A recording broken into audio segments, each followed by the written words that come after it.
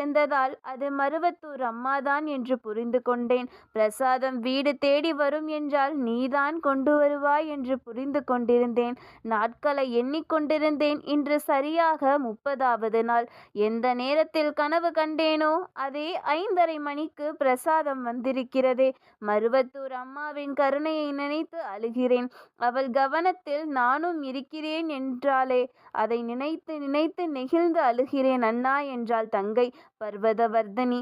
பிரசாதங்கள் தயார் செய்யப்படுகிற போதே அது இன்னாருக்குத்தான் போய் சேர வேண்டும் என்று அன்னை முடிவு செய்து விடுகிறார்.